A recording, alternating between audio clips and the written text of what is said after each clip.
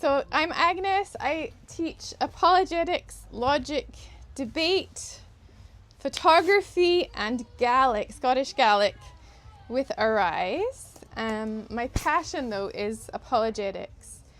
And this year I'm developing a new course, which is worldview and culture, analyzing worldview and culture. And that's kind of what I'm going to be talking about. I'm just going to figure out how this works so I can see these notes. I think I'm going to have to buy one of these. So cool. Okay. All right. So, have you ever watched a medieval movie and there's a father who's training his son in how to use the sword? And quite often in these movies, you'll see the father and the son battling together. And they'll often bring it to a point of tension where you feel like that father is going to kill the son because he brings him right to the point of where the father is kind of victorious over the son, and the son is losing, and it makes, as a mother, it makes me feel so tense to watch the son struggling that way. As a parent, watching your child struggle is really difficult. But then the movie will cut to a scene where the son is actually in a real battle. And you see how the skills that the father has imparted to the son is a blessing and is saving him from death, is protecting him from the enemy. And in our home, we do a form of sparring with our children, which is not with a sword, although I'm sure they would love that, to be honest, but with words. So at dinner time, we do a lot of debate with our kids, and we talk about big ideas, and we challenge each other's ideas. It's not just a one-way thing. Our kids do it to us too. But we spar with each other to make sure that we are thinking clearly about different subjects. So this is not really something we would do with small kids. This is something we do with teenagers. When kids are small, you want to just give them lots of goodness, beauty, and truth, and just fill their minds with what is wonderful. But there comes a point where your kids really want to grapple with big ideas, and they don't want to be protected from the dangerous ideas that are in the world. They want to learn how to grapple with them. And there will be a point that you will see when your kid starts arguing with you, and you see that they want to have their own opinions. They don't just want to accept everything they're told. They want to think things through for themselves. And that's the point where they become quite annoying, because they will argue. But so what we do at that point, when their brain has developed to that point where they want to argue, is that we teach them how to argue well. And we engage in debate with them. So when kids leave home, they are going to have to wrestle with a lot of crazy ideas. And for us, we wanted them to wrestle with those ideas while they were still under our roof, because we figured it's a safe place to explore these things where we can bring balance and where we can help them think things through clearly. When our kids leave home, they're going to be hearing things like, the Christian God is evil. Christians are homophobic and hateful. The Bible has changed so much, you can't trust anything it says. There are a bunch of other books in the Bible, and one of them says Jesus was married to Mary. Why aren't those books in the Bible? Evolution is a proven fact. Genesis is a fairy story. Therefore, there is no need for our God. There isn't a shred of evidence that God exists.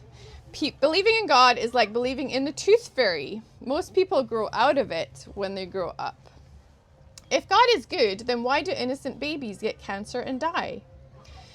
So you believe that all the billions of people who aren't Christians are going to hell. How is that fair? What if they haven't even heard about Jesus? These are some of the ideas that your kids will encounter in the real world. So how are you going to prepare them to be able to respond in a gracious way? It's one thing to be able to respond with truth, but we also want our kids to be able to respond with grace and be winsome when they talk to people. Our kids don't even need to leave the house to encounter these kinds of ideas. A lot of homeschool families feel like their kids are safe because they're at home, but we have the internet, and your kid can access, a teen can access hundreds of thousands of deconstruction videos on TikTok. There's billions of views on these videos, trying to find holes in Christianity and show why it is bad. If you look at the handout, there's some of the TikToks there, deconstruction videos. One verse that disproves Christianity, why I left the church, why the Christian God is evil. And they have these sensational headlines, and if your kid starts to click on them, they'll see more and more and more of them, and the algorithms will keep throwing them up, and there will just be a flood of them. And if you haven't looked at those kind of videos with your child, then they're going to be really vulnerable. To be honest, often the arguments those videos give are often very weak, and if you can sit down with your kid and actually look at them together, you're going to prepare them to encounter those things. You're going to give them kind of a vaccine against them. I actually joined a Facebook deconstruction group where a lot of people who've left Christianity come together and share the reasons why they've left Christianity. They share memes that are very nasty about Christians, or memes that apparently show inconsistencies in the Christian faith. So I joined it, so I knew what deconstructionists are saying, and I will bring those memes to my kids at dinner time, and I'll ask them to analyze them, or we'll analyze them together. To be honest, my kids are at the stage now where they're even better at me, at deconstructing deconstructionism, but it's because we've done a lot of it together. We've looked at the apparent inconsistencies, and we've shown them why they're not really inconsistencies, and it's easy to do. The Bible is such it's written so well, and when there is an apparent inconsistency, it's very easy to show when you actually read things in context. A lot of times these the deconstructionists, they take a verse out of context, and then they make an argument about it, but when you look at the whole context, you'll see that they really don't know what they're talking about. Okay, so my approach with my teenagers has been, this is my aim, it's probably not going to happen, but I want to introduce them to every crazy idea that they're going to encounter in the real world, in the safety of our home, and to discuss these things with them, so that they're not just going out into the world and being bombarded with these lies. The kids in school are they're not brainwashed. What's the word? Indoctrinated. Thank you. In a worldview and an ideology, and these are the people our kids are going to be working with alongside when they leave school. So they need to understand that culture. So we look at these ideas with our kids, and then we'll break them down into. So I teach logic with Arise, and what we do is we look at an argument and we break it down into its premises. So what are the underlying assumptions that people are building this argument on? And then we'll ask, are these assumptions true? And quite often we'll find maybe some of the assumptions are true and some of them aren't. So they're building an argument on lies. and we'll identify the lie. And when it's combined with a bunch of things that are true, it can be really complicated and difficult for a teenager to figure out, like, why is this not true? But once you just like lay it out for them, these are the assumptions, then they can very quickly see where the argument is wrong. So our two older kids are now off in the world. Our oldest daughter is second year nursing student, and our next oldest son is works with a missionary organization called Steiger, which Shannon's son is going to their school this summer. But they repeatedly thank us for teaching them how to think critically. They don't thank us for a lot else. That is the one thing they constantly say. Like, we meet so many people who don't know how to think, and we are so thankful that you guys taught us how to think. So critical thinking for us, it wasn't like a formal class that we taught our kids, like with the other stuff like math and English and all those things. But dinner time was the time where I really tried to teach this. And I looked on our dinner time as the most important time in our homeschool day. And I actually spent more time preparing for dinner than I did for any of our other classes. So for our curriculum that we used for home education, I bought things that were open and go, that I didn't have to do a lot of preparation, because I'm not a very organized person naturally, unlike Shannon, who's a real administrative type. I just couldn't do something complicated, so I just did something the kids could just follow. And then I spent my prep time preparing for dinner time conversations. And a Harvard study showed that 80% of teenagers claim family dinner is the time they're most likely to converse with their parents. And there are all sorts of positive outcomes that are correlated with having dinner together with your family. Better health, better sleep. They're less likely to become addicted to substances, and there's all sorts of, just having time together as a family is a life-giving thing.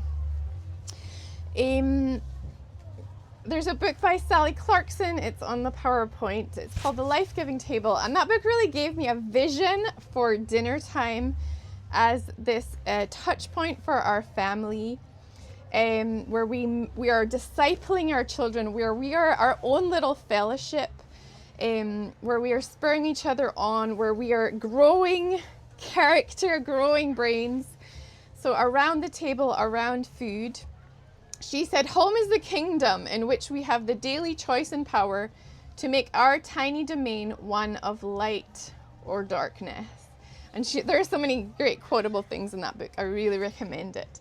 But she says mealtimes are an anchor point for civilizations and families that are disappearing.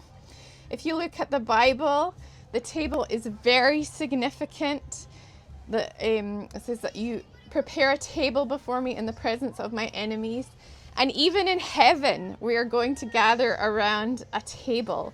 So it's not just like, it's so significant to God that it's not just here on earth, but in heaven we will be meeting for celebration around a table. So God values the table, and so should we. So how did I prepare for dinner? So during the day, I would look for a topic that I thought was important for my kids to think through clearly. And there's so many things that you could use. I tended to try and find controversial things because that tends to spark a lot of discussion, but it also stimulates critical thinking, because if something is controversial, it's controversial because there's many ways to look at it, and it's not just straightforward, it's not obvious. So it's something that needs nuanced thinking to deal with. So I would rotate through different topics. We would talk about theology, philosophy, poetry, culture, and politics, or whatever else came up. But something meaty that we could really get our teeth in, something that would stimulate thinking.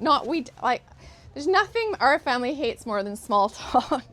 And if I didn't come up with a topic of conversation, my kids would be like, what are we talking about? And they would come up with something to talk about because they can't stand small talk. So I often would use a clip. There's my son. A clip from YouTube, or an image, or a poem, or something that would be a launch pad for discussion. And then we would use the Socratic method. So the Socratic method is just asking questions of things to try and think more deeply about it. And then questioning the answers until you really feel like you're getting to the heart of the matter. So on the PowerPoint, you'll see a sample of some of the YouTube clips that I used. There's a whole wide range of different topics. But you might be surprised at some of the things we used. One of the things there is a debate between Sean McDowell and Preston Sprinkle, and I actually used this with our debate class as well, because I think it's really important for teens to know that even really good thinkers, really solid evangelical people can have different opinions. And I think it's really important for our kids to understand there's primary issues, the gospel issues, that we do not move on. And then there's secondary issues where Christians may have differing opinions about different things because maybe they're just looking at it from a slightly different perspective, and that's okay. We can differ with other Christians on secondary issues and still have fellowship, still have unity with them. But I think it's really important for teens to look at things from different perspectives. If you just hand a teen one perspective on an issue, it's not going to stimulate them to really wrestle, and they need to wrestle.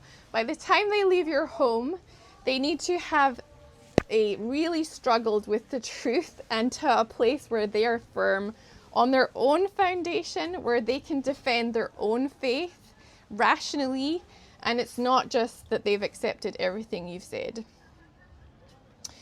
So you might see there I used a clip from The Office, and that is because if there was ever a cultural reference that is commonly used in culture, like if everyone uses memes from a certain film or program or book, I want my kids to understand that, because I want them to understand the culture. I don't want them to be like, to go into a secular situation and be like, I don't even know what The Office is because I was homeschooled. And it's not, and that's a really, like, I know of some home educated kids who've really resented the fact that they didn't understand culture and that they didn't understand what people were talking about when they went into secular situations. We watched a Joe Rogan debate with an expert on the Bible. What do you call those things? The text of the Bible. What's his name? Westhuff.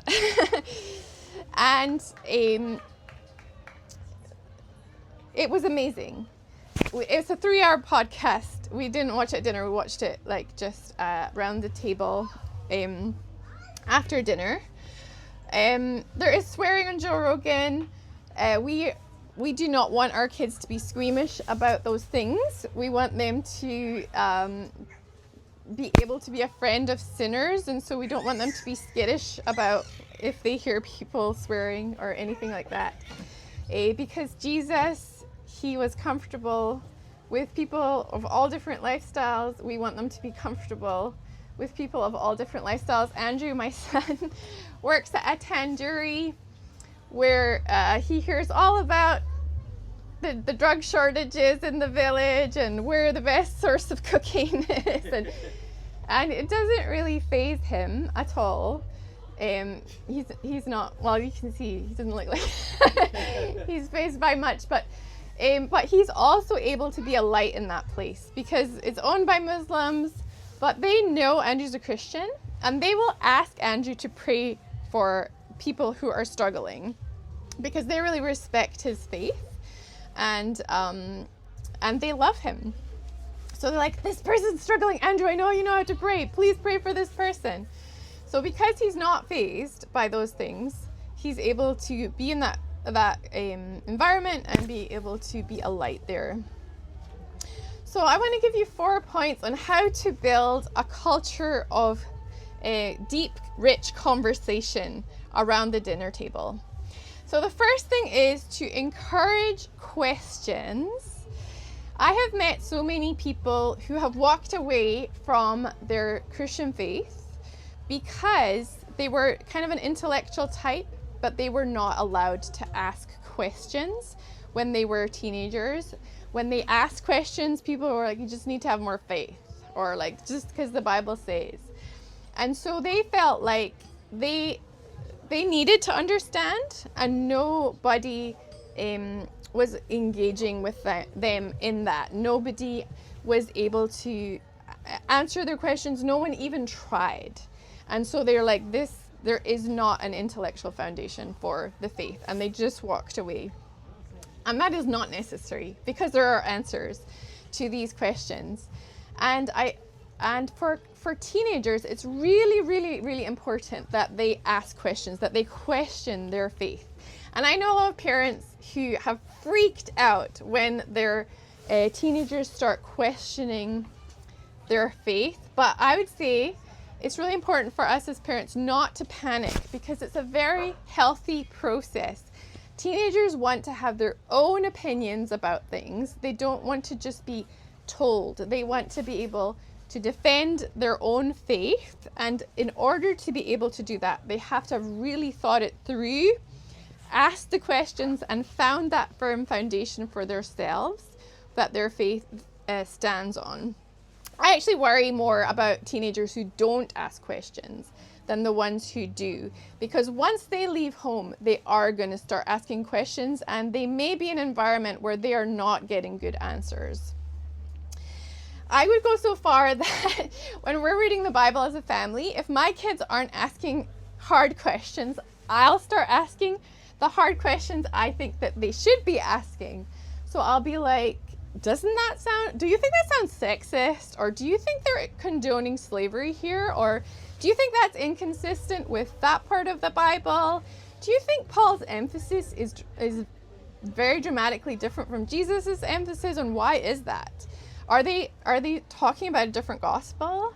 I'll throw out really hard questions, because I really want them to grapple with those things before someone else starts asking those questions and starts sowing doubt in their mind. I'm not encouraging skepticism. Skepticism is where you question everything, but you're never committed to the truth. Whereas healthy questioning, you're asking those questions because you really believe that there is truth and that we are able to find it. Abraham, Esther, Habakkuk, David, they all questioned God, and that was a healthy part of their growth and their relationship with God. Martin Luther saw it as an essential part of developing a good theologian. His approach to scripture was oratio, reading, meditatio, meditation, and tentatio, wrestling. 1 Thessalonians 5:21 says, test all things, hold on to what is good. So that is what we're practicing, testing everything. And then holding on to what is good, getting rid of what is not good. And that's not just with Christian messages, but with secular messages too. You want, as much as possible, we want to get rid of this sacred secular split for teenagers, because everything is sacred. The earth is the Lord's and everything in it. So every area of life can be looked upon with a Christian worldview. And we need to help our kids see the world with a Christian worldview. So first thing is, do not be afraid of questions. The second thing is, do not freak out when your teenagers say dumb things, because they will say dumb things, because they are trying out new ideas, which is a very healthy thing for them to do. And a lot of new ideas. They have nothing really to compare it with because it's all brand new to them. They haven't really thought it through before. So it's inevitable that they will come out with some clangers. But we want to make it a safe place for our teenagers to try out new ideas. We don't want them just to be thinking these dumb things. We want them to be in conversation with us. And so that we can, when they say something dumb, we'll take them through to the logical conclusion of that idea. Where does this idea lead to if you follow it through, and help them to see that ideas have consequences? And what are the consequences of the ideas that we have seen in history that we see now? And make sure that they make the connection to the idea and the consequence. Barna did a survey of teens, and especially ones who had left the faith, to try and figure out why they were leaving the faith, why they were leaving the church. And one of the reasons why teenagers leave the church is because they think the church is too overprotective. They don't want to be overprotected. They want you to trust that they don't want to be patronized. They want you to trust them that they will be able to think things through, that they will be able to handle big ideas, and handle a challenge. My son Elijah has a friend from Norway who is now the director of Steiger in Norway. So his faith is in a great place, but when he was a teenager, he left the faith. And the reason he left the faith was because his parents were very black and white, and the church he was in was very legalistic. So there was a lot of rules, but no real explanation for the rules. So he was told, like, Christian movies are good, non-Christian movies are bad, Christian music is good, non-Christian music is bad. There was this black and white division, and he was never allowed to question it. He was never allowed to question why. And he felt like, I can't think if I'm a Christian. I'm not allowed to think. But he was very intelligent.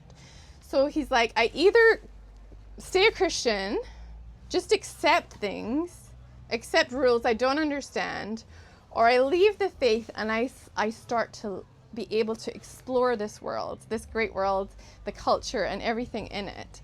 And so he decided to leave the faith. Thankfully, God brought him back, but he is now like a passionate evangelist who uses creative media to reach non-Christians. So he's redeeming culture rather than rejecting culture.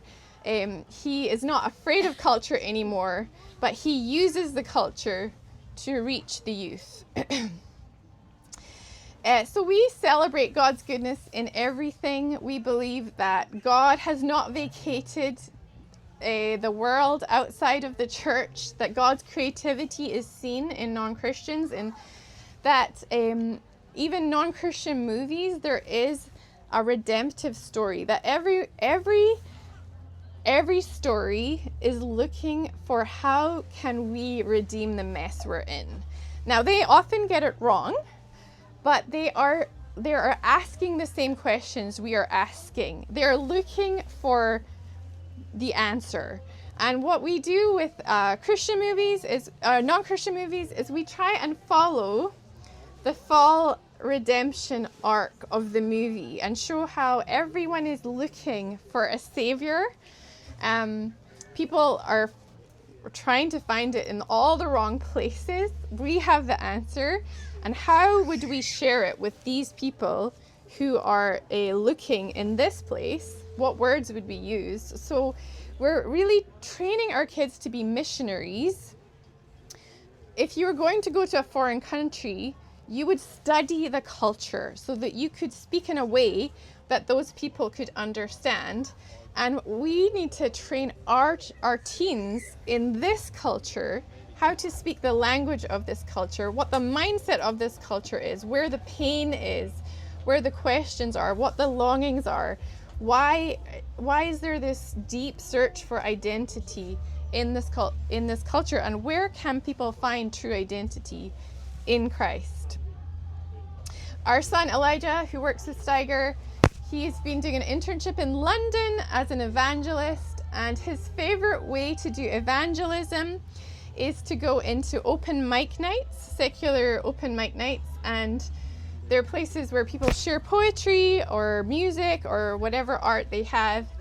And he goes and he shares his poetry, which is full of the gospel and full of God. And they love it. All these non-Christians are coming up to him afterwards and saying, "Can I go out for coffee with you? I want to hear more. Can I please come to your church?" He has trans people, he has gay people, just begging him to explain more to him. They're so hungry and they're so desperate to find God. They're so open and they are reaching out to find this invisible God that they're looking for.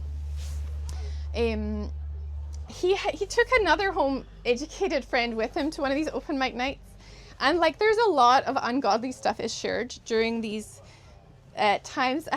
His friend really couldn't handle it because he hadn't really been exposed to that kind of thing before, and he said to him, "I'm so happy you're sharing the gospel here, but I would never come back to anything like this ever again," because it just was like so upsetting for him to hear these ideas that were being shared, because he'd been very sheltered from it.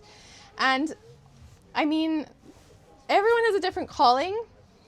Our son Elijah has felt called to be an evangelist since he was 6 years old, and he's spent most of his life figuring out, how can I speak to people in a way they can understand, and how can I reach people in this culture.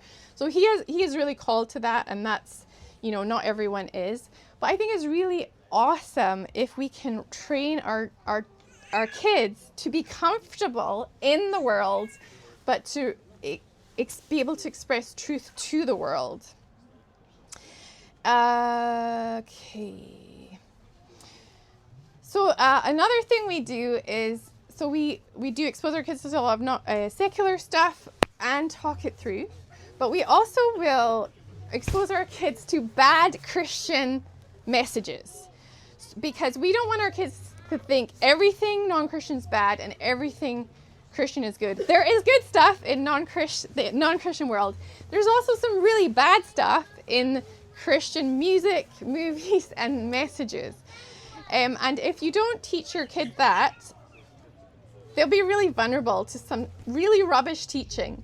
So we will take clips from sermons where we feel like there may be things that are taken out of context. Quite often, word studies in sermons are badly used. My husband's a bit of a stickler for Greek and Hebrew because that's kind of one of his areas of expertise. So when people say, "Oh, this word means this in the Greek, and so this verse means this," quite often my husband, I'll always look at him when someone says that, because he's a real stickler for how you take the meaning from the context of the verse and not just one word. You can't just make a one word in a verse say whatever you want it to mean. It depends on the context. But we will play clips of sermons that we agree with and sermons we don't agree with, and we will talk about them. But we always try and do it with grace. So if there's a message where we're trying to get them to see an error, we'll also try and say, well, they did this really well. We just do that with non-Christian movies too. We always try and find something good in it. So we'll say, wasn't the music score amazing? Wasn't the cinematography amazing? Wasn't that actor so good at portraying sorrow? Stuff like that. Because we want them to know that God's common grace can be found in every place. And we want them to be able to see the good in non-Christians and to really appreciate their giftings and the way God has created them. Because I think if you're going to be a missionary to a culture, you have to be able to see some good in it. You can't just become really judgy and harsh. You have to celebrate the good in that culture. So we never allow our kids to call people dumb that they don't agree with. Often when we are talking about things we don't agree with, we will always try and do it with love for the people. So we may not agree with people, but we still love people. Like, we still love the person. So one of our sons, I remember, he said, everyone who believes in evolution is so dumb. And my husband was like, you never say that. You never say that. And he was so like intense. I was like, oh, wow, calm down. But he's like, there's so many intelligent people that believe in evolution. You can't. That's an ad hominem fallacy. So an ad hominem fallacy is when you attack a person rather than the idea. So we don't want to do that. We want to challenge ideas, but love the person. Tim Keller, who is a great hero in our home, he was open to evolution, as was C.S. Lewis. So we teach them, like, we do teach them a lot of creation science, but we also teach them, there's a wide range of views on this subject. And if you guys aren't home educating, you may not realize that the evolution creation debate is a big deal in home education circles. We just wanted our kids to know that it's not a salvation issue. Like, we wanted them to know, like, there's lots of disagreement. The gospel is the gospel, and this is not part of the gospel. You will not go to hell because you don't believe or because you believe in evolution. And we also didn't want them to go to university with their Kenham book and think that they were going to be able to argue with their professor that evolution wasn't real, and then get a real shock when they weren't able to do that and lose their faith, because if evolution isn't real, is anything else in my faith real? We didn't want to make it the central part of our faith. So my last point is use controversial topics. So not every kid is as talkative. Like, we have quite a lot of talkative kids in our family, and so it's not hard to get conversations started in our home. But not every kid is like that. And what I found when I was teaching debate is that if you have some quiet kids in your class, which I did, if you really want to get them talking, throw out something really controversial and everyone will start talking. It will get their minds going, and it will make it, like, teenagers just love a bit of controversy. The more controversial it was, the more conversation we had in debate. The last thing I just want to talk about is we need to talk to teens about sex, because they are existing in a saturated world where a lot of their peers will be far too familiar with pornography. They will even have Christian peers who are addicted to pornography. And if we're not talking to them about it, then we are just letting them go like lambs to the slaughter, because this is a major, major part of the world that they are living in. And as parents, we need to not be shocked, we need to not be embarrassed, and we need to keep this conversation going. I have a friend who gave me permission to share that she decided, we're going to talk to our kids really openly about sex. And they sat them down, they answered all their questions, they just told them as much as it possibly could about everything. And then they went to family camp, a Christian camp, and the kids were sleeping in dorms with other Christian kids, and some of the boys started simulating anal sex on these home ed kids.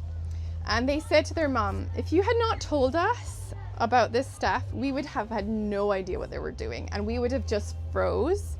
But because of that conversation, we ran and we told the leaders, and they were kept safe in that awful situation because of these kind of open, awkward conversations.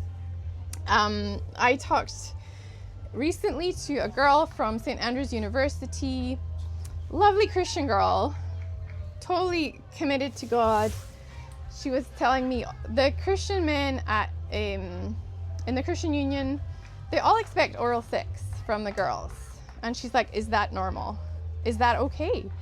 And I was like, no. Like, I was able to just, like, her parents should have been talking to her about this, but they obviously weren't, because she had no idea. And I was able to tell her, like, that's not okay. It's not appropriate. Not only should you be saving that for marriage, but the rates of oral cancer among young people are skyrocketing because of these kind of practices. After only 3 partners, your risk of getting cancer in your oral cavities just goes like that. And it was just such a relief for her to have someone older tell her it's okay to say no. My daughter has 2 couple friends who've just gotten married. The only reason they got married was because the girl was pregnant. And these are Christian young people, strong Christians, you would say, but there's such an and I will say neither marriage was really ideal. One marriage, the husband was really new Christian, and the girl was like a homemade girl. She'd grown up in the faith. She'd been to Libri, and they were not really equally yoked. Like, they didn't agree on a lot of theological things. She was not confident he would be able to impart truth to their kids in the way she would have wanted, but she was pregnant, so they had to get married. The other couple, they barely knew each other, but she was pregnant, so they had to get married. And so we really need to have our kids' backs in this area. They are facing so much pressure, and they need so much support. Okay, that's kind of the end of my talk. I just want to say, I don't know what stage you guys are at, if you even have teens in the home, but I would say, if you're going to start having these kind of conversations, you don't have to like jump in to all of this at once. And I would say the most important thing is you do keep it fun and make sure that they're enjoying it. So my kids love a debate. They love it when we just like pummel them with questions and question everything they're saying. If a kid's more sensitive, you might like not be quite as in their face as we would be. But you know your kids best. But I would say at least just start opening up conversations with teens. Maybe in your youth group, maybe if you've got grandkids. They really need people to help them navigate this crazy world.